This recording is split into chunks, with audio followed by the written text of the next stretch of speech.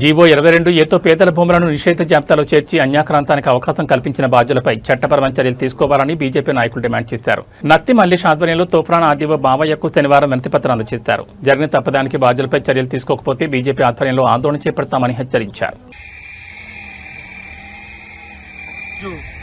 Bharatiya Janata party రాష్ట్ర committee మరి జిల్లా అధ్యక్షుని సూచన మేరకు మరి నిన్నటి రోజున ఏదైతే 22A ప్రొబిటెడ్ ల్యాండ్స్ విషయంలో మరి కలెక్టరేట్లకు మెమోరాండం ఇవ్వడం జరిగింది.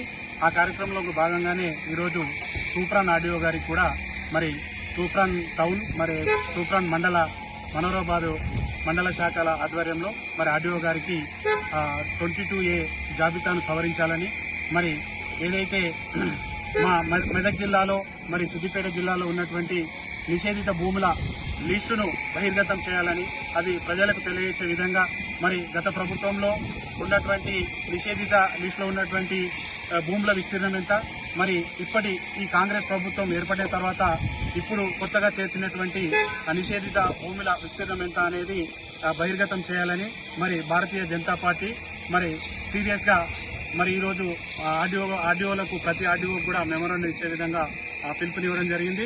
అందులో భాగంగానే మరి ఈరోజు తూప్రాన్ ఆర్డీఓ గారికి మరి మేము మెమోరాండం ఇవ్వడం జరిగింది. మరి ఎక్కడైతే ఆ రైతులు ఒక రైతుకు 20 ఎకరాలు ఉన్నట్టయితే మరి ఆ రైతుకు ఎకరమో దాంట్లో ప్రొబిటెడ్లో ఉంటే కూడా మొత్తం 20 ఎకరాల భూమిని కూడా ప్రొబిటెడ్లో పెట్టి మరి ఇబ్బందులకు గురి చేస్తూ ఉన్నారు.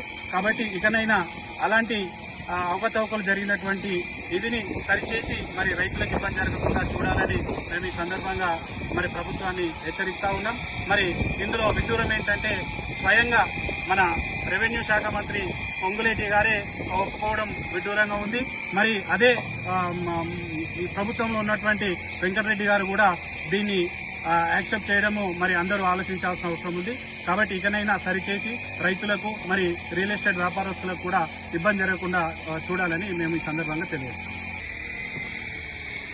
బీజేపీ రాష్ట్ర పిలుపు కొరకు మరి రాష్ట్ర అధ్యక్షుడు రామచంద్రరావు పిలుపు కొరకు మరియు కిసాన్ మోర్చా అధ్యక్షుడు పిలుపు కొరకు ఈరోజు మన తూప్రాన్ ఆర్డీఓ గారికి రిప్రజెంటేషన్ ఇవ్వడం జరిగింది.